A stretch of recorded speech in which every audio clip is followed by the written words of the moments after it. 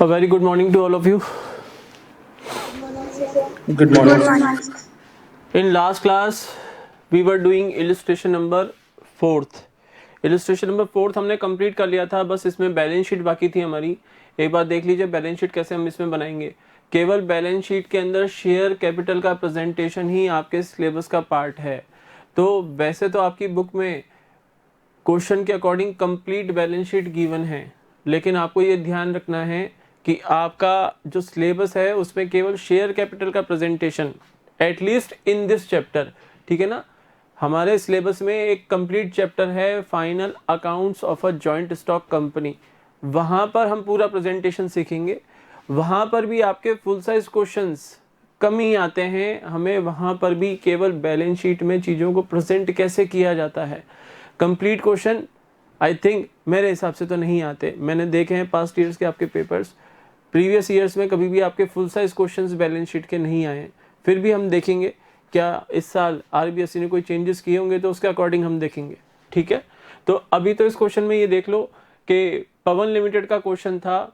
30,000 shares company ने offer किए थे पब्लिक को सब्सक्रिप्शन के लिए, और application allotment first call and final call के ऊपर रेस्पेक्टिवली 3, 3, 2 एंड 2 रुपीज ड्यू किए थे कंपनी ने. All the share subscribed and subscribed by the public and fully paid up also. Journal entries आपको पास करनी थी, लेजर अकाउंट्स हमें बनाने थे, और शेयर कैपिटल को बैलेंस शीट में हमें प्रेजेंट करना था.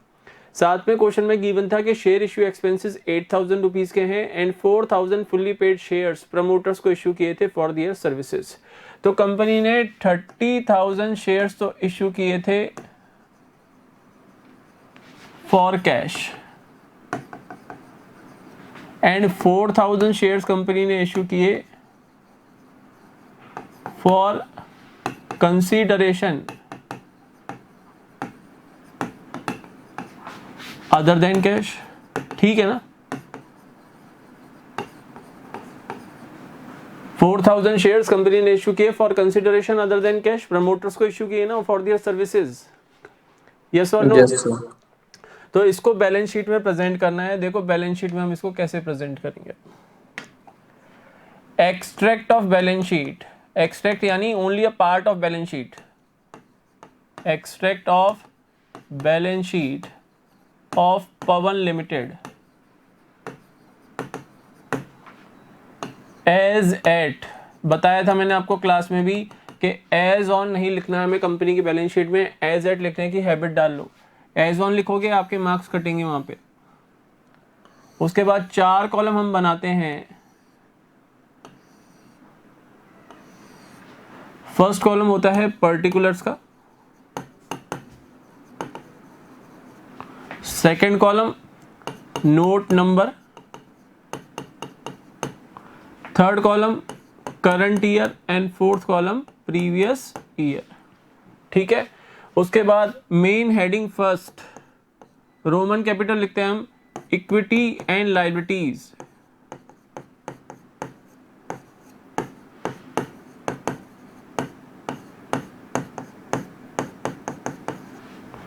और इसमें फर्स्ट आता है आपका share holders funds.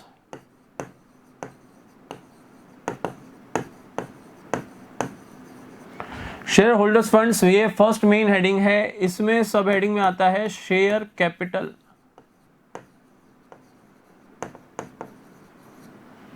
Share capital यहां पर आपको देना है नोट नंबर 1. शेयर कैपिटल का हम नोट बनाएंगे तो नोट नंबर 1 हमने दे दिया नोट नंबर वाले कॉलम में, और हमें यहां पर शेयर कैपिटल का अमाउंट लिखना है.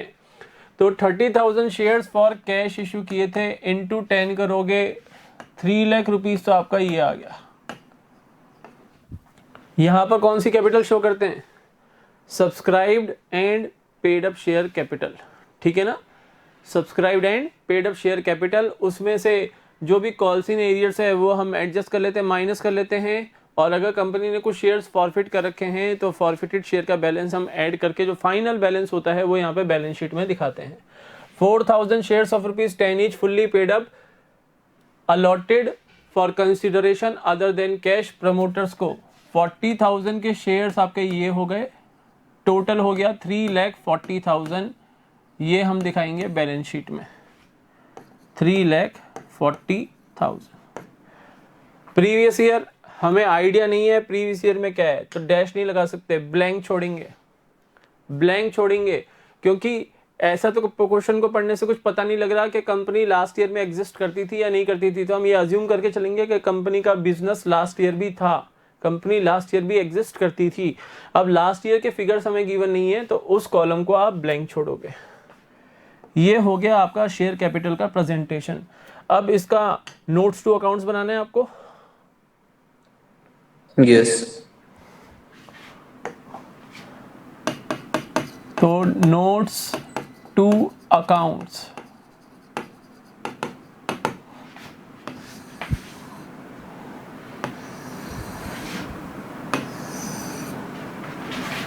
Again particulars and amount rupees. Note number 1, ऊपर हमने शेयर कैपिटल के सामने ही नोट नंबर 1 लिखा था, तो यहां पर भी आप शेयर कैपिटल पहले टाइटल दोगे, हेडिंग दोगे शेयर कैपिटल। अब सबसे पहले आपको लिखनी पड़ेगी authorised share capital.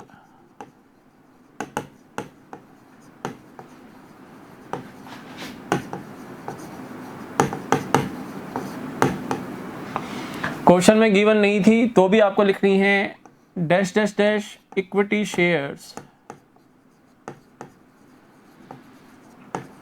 Of rupees dash each, और यहां पर डैश। ऑथोराइज का पार्ट होती है issued share capital.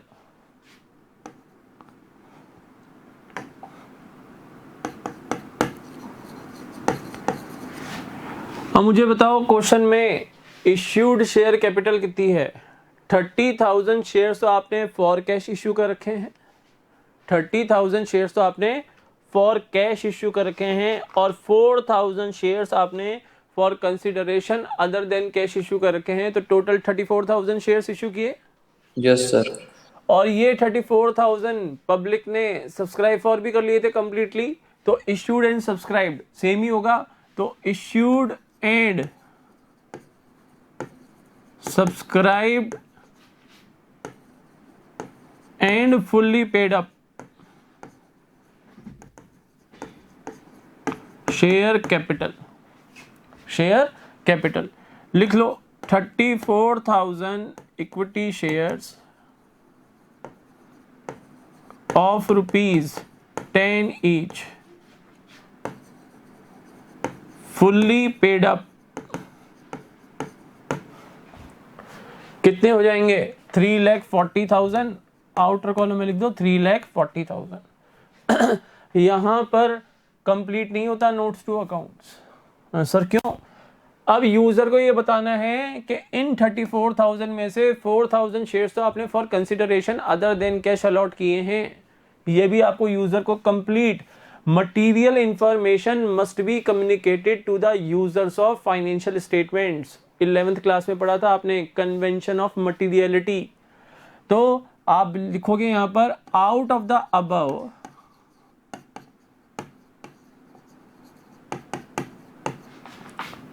$4,000 equity shares of ₹10 each allotted as fully paid up pursuant to a contract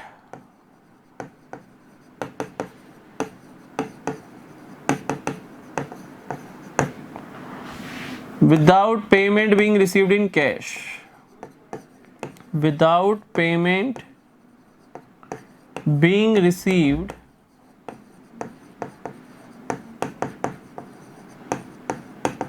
in cash। अब आपका ये बैलेंस शीट कंप्लीट है, नोट्स टू अकाउंट्स हमारा ये कंप्लीट हो चुका। हमने ये बता दिया कि 34,000 में से 4,000 इक्विटी शेयर्स जो 10 रुपीज के थे वो अलॉट किए हमने fully paid up pursuant to a contract without payment being received in cash. यानी 40,000 हमें इन कैश नहीं मिले, 40,000 की हमने सर्विसेज रिसीव की हैं। क्लियर है बच्चों? Yes sir.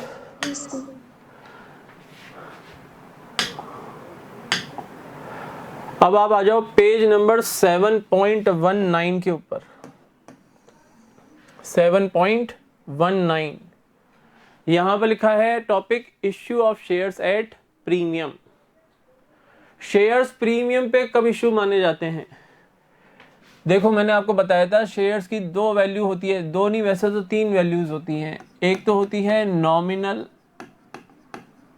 या फेस वैल्यू,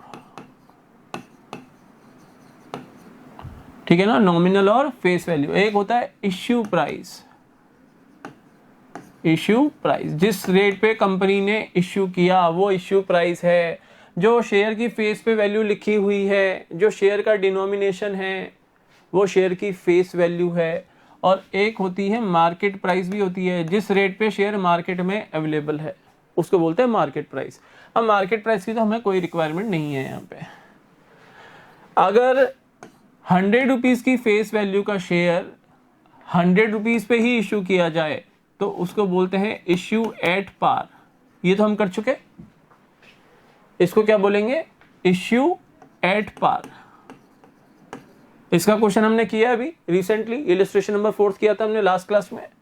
और अगर 100 रुपीज का शेयर मोर देन 100 पे इश्यू किया जाए, फॉर से 110 रुपीज पे इश्यू किया जाए, तो इसको मैं बोलूंगा इश्यू एट प्रीमियम। यहां पर 110 में से 100 रुपीज तो फेस वैल्यू है और 10 रुपीज प्रीमियम अमाउंट है, जो कि कंपनी के लिए होता है प्रॉफिट। अब ये प्रॉफिट किस नेचर का होता है, रेवेन्यू नेचर का या कैपिटल नेचर का? It is a capital profit for the company, क्योंकि ये कंपनी के नॉर्मल कोर्स ऑफ बिजनेस से कमाया हुआ प्रॉफिट नहीं है, ये तो शेयर्स को प्रीमियम पे इश्यू करने की वजह से कंपनी को प्रॉफिट हो रहा है। तो it is not a revenue profit, it is a capital profit. तो सर कैपिटल प्रॉफिट है तो कैपिटल रिजर्व में ट्रांसफर करेंगे? नो, ये कैपिटल रिजर्व में ट्रांसफर नहीं होगा। It will be transfer to the securities premium reserve account. या तो बोलो securities premium account, securities premium account. ये वर्ड तो यूज किया जाता है कंपनीज एक्ट में, सिक्योरिटीज प्रीमियम अकाउंट। और अगर आप कंपनी की बैलेंस शीट स्टडी करोगे, जो कि गिवन है schedule 3 part 1 of the companies act 2013 में, तो वहां पे आपको वर्ड मिलेगा सिक्योरिटीज प्रीमियम रिजर्व अकाउंट। तो सर एग्जाम में कौन सा वर्ड यूज करें? कोई भी वर्ड यूज कर लो आप, ये यूज करोगे तो भी करेक्ट है और ये यूज करोगे तो भी करेक्ट है। लेकिन ध्यान रखना, जब आप बैलेंस शीट में लिखोगे तो हमेशा सिक्योरिटीज प्रीमियम रिजर्व अकाउंट लिखना पड़ेगा। इसको दिखाया जाता है बैलेंस शीट में शेयर होल्डर्स फंड्स के हेड में। सबसे पहले तो आता है शेयर कैपिटल सब हेड में, सेकंड आता है reserves and surplus. Reserves and surplus के अंडर लिखा जाता है सिक्योरिटीज प्रीमियम रिजर्व को। क्लियर है बच्चों? Yes sir. तो इतनी चीजें तो मैंने आपको बता दी। अब बात यह है कि ये प्रीमियम कंपनी किस पर्पस से यूज कर सकती है। For what purposes the amount of securities premium reserve can be used by the company? Very important question from the theory point of view for your exams. बहुत बार पूछा गया है RBSC में भी और सीबीएसई के एग्जाम्स में भी बहुत बार ये क्वेश्चन पूछा गया है कि what are the different uses of securities premium reserve money. तो 5 पर्पसेस के लिए सिक्योरिटीज प्रीमियम रिजर्व अकाउंट के अमाउंट को यूटिलाइज किया जा सकता है। Point number first, for writing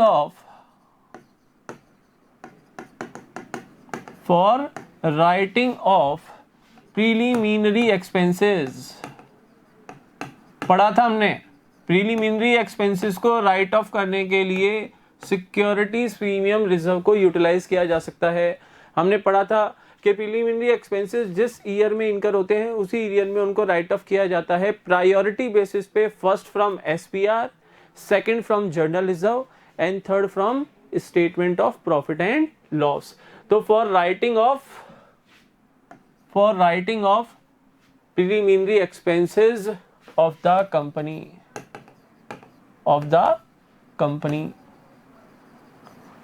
Second,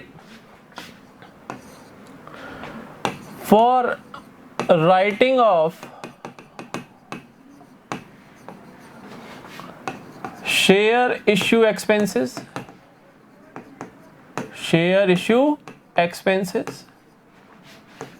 underwriting commission,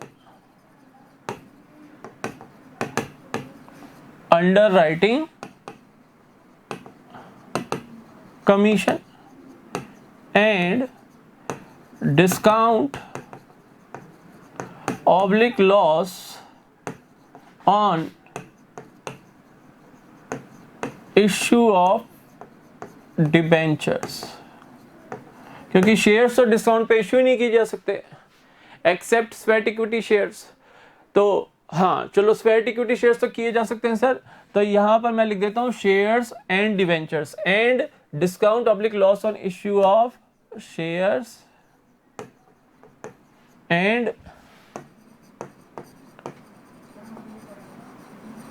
debentures. Clear है?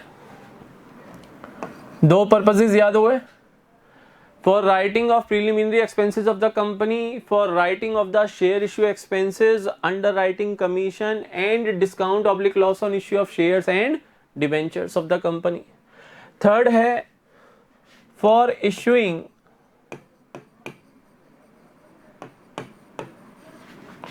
fully paid up bonus shares। ध्यान रखना fully paid up, partly paid up नहीं हो सकते, fully paid up bonus shares by the company। Company अगर बोनस शेयर्स इश्यू करना चाहती है, बोनस यानी free of cost, existing share holders को फ्री ऑफ कॉस्ट किसी पर्टिकुलर रेशो के अंदर बोनस शेयर्स इश्यू करना चाहती है, तो bonus shares must be fully paid up if you want to issue them out of the securities premium reserve. Fourth objective होता है या फोर्थ पर्पस हो सकता है जिसके लिए हम एसपीआर को यूटिलाइज कर सकते हैं, for providing for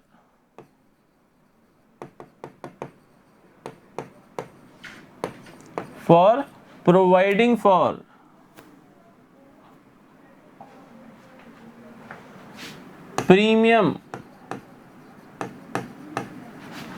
payable on redeemable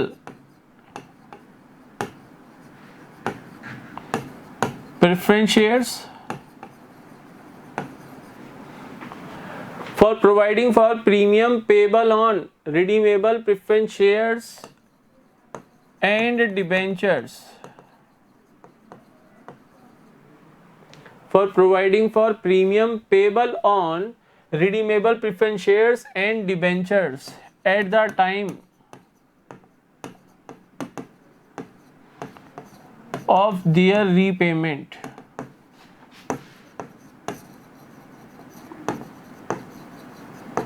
यानी जब रिडीमेबल प्रेफरेंस शेयर्स या डिबेंचर्स का आप रिडम्पशन करोगे, अगर रिडम्पशन प्रीमियम पे हो रहा है तो जो प्रीमियम पेबल होगा at the time of their redemption, वो प्रीमियम प्रोवाइड फॉर करने के लिए आप एसपीआर को यूटिलाइज कर सकते हो। और लास्ट है for buyback of its own securities।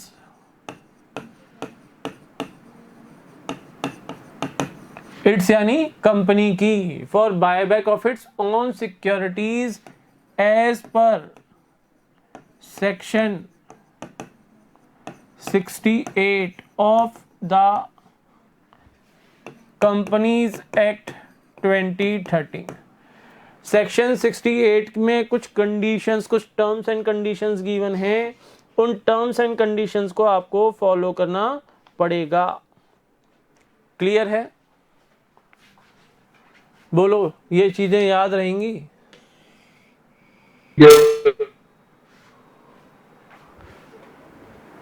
चलो, अब हमने ये भी पढ़ लिया कि शेयर्स जब प्रीमियम पे इश्यू होते हैं तो जो amount of securities premium reserve है वो कंपनी का कैपिटल प्रॉफिट है, and it will be shown on the credit side of securities premium reserve account या सिक्योरिटीज प्रीमियम अकाउंट।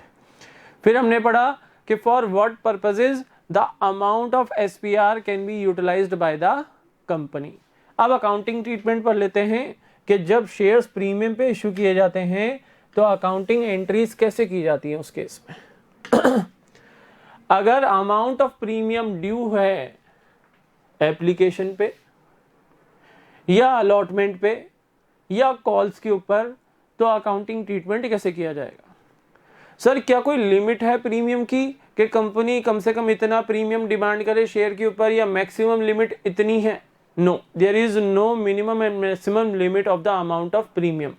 कंपनी के फाइनेंशियल्स के ऊपर डिपेंड करेगा। अगर कंपनी के फाइनेंशियल्स बहुत साउंड हैं तो कंपनी हाई प्रीमियम चार्ज करेगी शेयर होल्डर से, और अगर कंपनी के फाइनेंशियल्स वीक हैं तो इन्वेस्टर इंटरेस्ट ही शो नहीं करते कंपनी के शेयर्स परचेज करने में, तो उस केस में तो शेयर्स कंपनी को एट पार ही इशू करने पड़ेंगे। प्रीमियम पे कोई रेडी ही नहीं होगा परचेज करने के लिए शेयर्स को।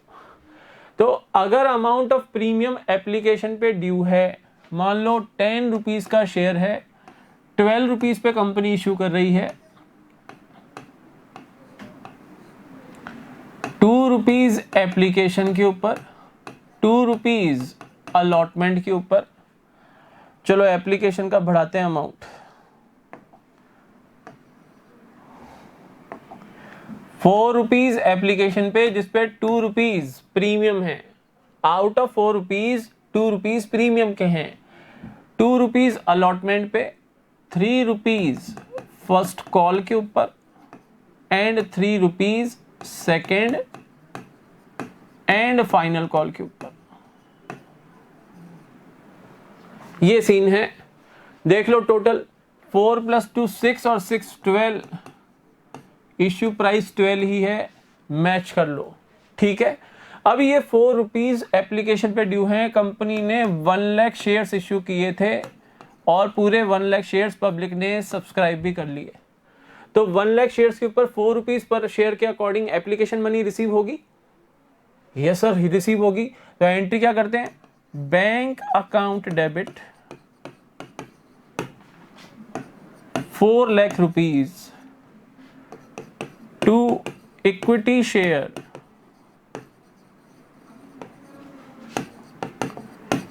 Application account. Complete 4 lakh application account में ही ट्रांसफर करेंगे।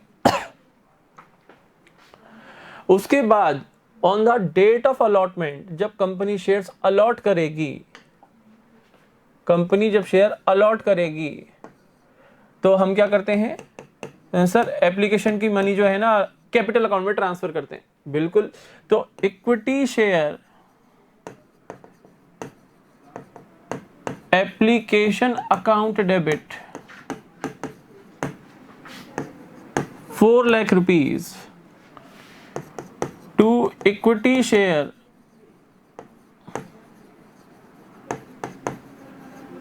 Capital account. अब बेटा 4 रुपीज में से 2 रुपीज तो प्रीमियम मनी है, और प्रीमियम अमाउंट हम सिक्योरिटीज प्रीमियम रिजर्व अकाउंट में ट्रांसफर करते हैं। तो कैपिटल में कितना जाएगा, 2 रुपीज। तो 1 lakh shares into 2 rupees, 2 lakh rupees आप कैपिटल अकाउंट में ट्रांसफर करोगे, और जो रिमेनिंग 2 रुपीज हैं to securities premium reserve account. Remaining 2 rupees into 1 lakh shares SPR account में यानी सिक्योरिटीज प्रीमियम रिजर्व अकाउंट में ट्रांसफर करेंगे। है तो सर हमने फर्स्ट एंट्री में ही इसको एप्लीकेशन अकाउंट में क्यों ट्रांसफर किया, हम यही क्यों नहीं कर देते इसको 2 लाख तो एप्लीकेशन अकाउंट में और 2 लाख एसपीआर अकाउंट में, यही क्यों नहीं कर देते बाइफर्केशन फर्स्ट एंट्री में ही। बेटा फर्स्ट एंट्री में केवल पब्लिक ने अप्लाई किया है, यहां पर पब्लिक शेयर होल्डर नहीं बनी हुई है। जिन लोगों ने अप्लाई किया था वो अभी तक केवल एप्लीकेंट्स हैं, वो शेयर होल्डर नहीं बन गए फर्स्ट एंट्री में जब कंपनी ने 4 लाख रुपीज रिसीव किए। यहां तो एप्लीकेंट्स ने कंपनी के शेड्यूल्ड बैंक में ये 4 लाख रुपीज डिपॉजिट कराए हैं। बात आ रही है समझ में। लेकिन जब अलॉटमेंट कर दिया, अब वो एप्लीकेंट नहीं रहे, अब वो अलॉटीज बन चुके हैं। अलॉटीज बन चुके हैं तो 4 लाख रुपीज में से 2 लाख रुपीज तो कैपिटल पार्ट है, रिमेनिंग 2 लाख प्रीमियम पार्ट है। तो हमने सेकंड एंट्री में आके इसको बाइफरकेट किया, 4 लाख रुपीज को 2 लाख रुपीज कैपिटल अकाउंट में और 2 लाख रुपीज एसपीआर अकाउंट में। बोलो बच्चों, क्लियर है? Yes sir. अगर हम बात करें कि ये अलॉटमेंट मनी, अभी तो हमने देख लिया एप्लीकेशन पे ड्यू है तो अकाउंटिंग ट्रीटमेंट कैसे होता है। अगर यही अलॉटमेंट मनी एप्लीकेशन पे ड्यू नहीं हो, अलॉटमेंट पे ड्यू हो, तो क्या होगा? 2 रुपीज एप्लीकेशन पे, 4 रुपीज अलॉटमेंट पे, जिसपे 2 रुपीज प्रीमियम के इंक्लूडेड हैं। तब क्या करेंगे? अब तो अलॉटमेंट हो चुका है ना, अलॉटमेंट लेवल पे अगर ड्यू है तो अलॉटीज को letter of allotment company issue करती है और साथ में अलॉटमेंट मनी ड्यू करती है। लेटर ऑफ अलॉटमेंट के साथ अलॉटमेंट मनी भी कंपनी अलॉटीज को बता देती है कि अब आपको पर शेयर 4 रुपीज का कंपनी को पेमेंट करना है, तो अलॉटमेंट मनी ड्यू करो। अलॉटमेंट मनी ड्यू करेंगे तो हम एंट्री करेंगे इक्विटी शेयर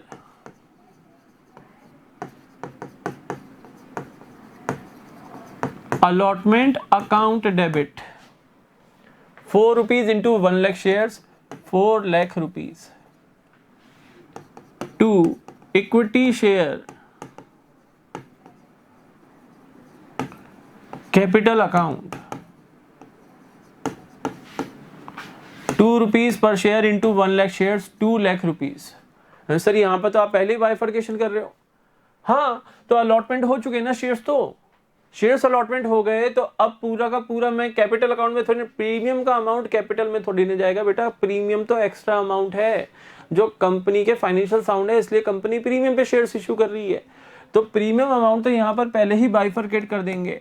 देखो एप्लीकेशन के केस में क्या था, वहां पर तो जब एप्लीकेंट पैसा दे रहा है, कंपनी के शेड्यूल्ड बैंक में जमा करा रहा है, तब वो केवल एप्लीकेंट की फॉर्म में है, वो शेयर होल्डर नहीं बन गया।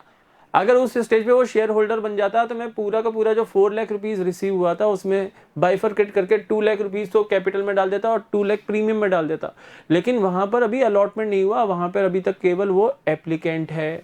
लेकिन इस स्टेज में आने के बाद जब अलॉटमेंट मनी हम ड्यू कर रहे हैं, शेयर्स तो अलॉट हो चुके हैं, तो out of 4 lakh rupees 2 lakh rupees तो कैपिटल में और remaining 2 lakh to securities premium reserve account 2 lakh rupees.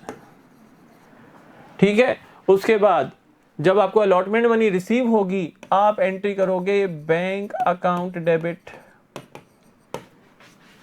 4 lakh rupees to equity share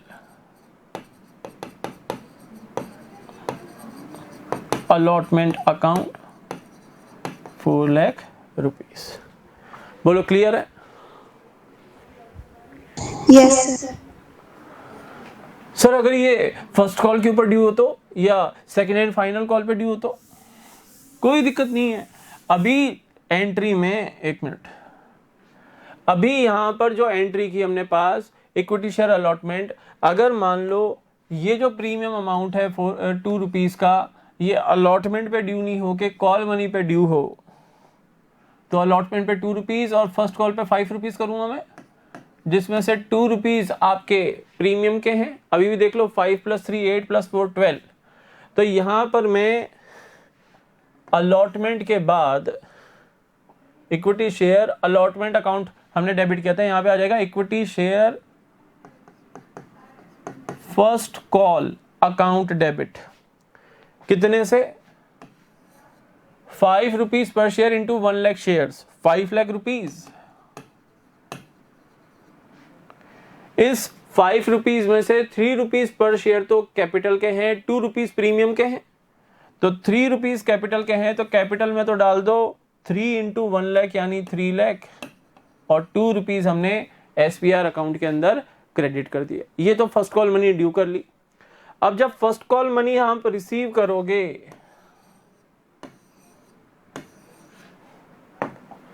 bank account debit कितने? 5 into 1 lakh, 5 lakh rupees to equity share first call account 5 lakh rupees. बोलो समझ में आ गया? Yes, sir. सर कभी कभी ये भी हो सकता है क्या सर? हाँ बोलो क्या हो सकता है? सर ऐसे हो सकता है कि 1 रुपये प्रीमियम का अलॉटमेंट पे मांग ले और 1 रुपये फर्स्ट कॉल पे मांग लिया। हाँ हो सकता है, कोई दिक्कत नहीं है। तो यहाँ पर अलॉटमेंट के वैसे 2 रुपीज़ थे, 1 रुपी प्रीमियम का है तो 3 रुपीज़ यहाँ पर हो जाएंगे, 3 रुपीज़ यहाँ पर हो जाएंगे और 4 रुपीज़ यहाँ पर हो जाएंगे। देखो 3 + 2 5, 5 + 4 9, 9 + 3 12। Out of these 3 rupees 1 rupees is for premium, out of this 4 rupee 1 rupees is for premium. तो प्रीमियम अमाउंट जरूरी नहीं है एक ही जगह मांगा जाए, एक ही स्टेज पे मांगा जाए, पूरा का पूरा एप्लीकेशन पे, पूरा का पूरा अलॉटमेंट पे जरूरी नहीं है। प्रीमियम अमाउंट को पार्शली अलग अलग स्टेज पे कंपनी डिमांड कर सकती है। आई होप क्लियर होगा सब बच्चों को। जल्दी जवाब दे दो। Yes, sir. सर अगर क्वेश्चन साइलेंट हो तो क्या मतलब? सर अगर क्वेश्चन में ये नहीं बता रखा कि प्रीमियम कौन सी स्टेज पे ड्यू है, एप्लीकेशन पे, अलॉटमेंट पे, फर्स्ट कॉल पे या फर्दर कॉल्स के ऊपर, ये कुछ नहीं बता रखा क्वेश्चन में, तो ध्यान रखना बच्चों, premium in case of silence will always be made due eight the time of allotment.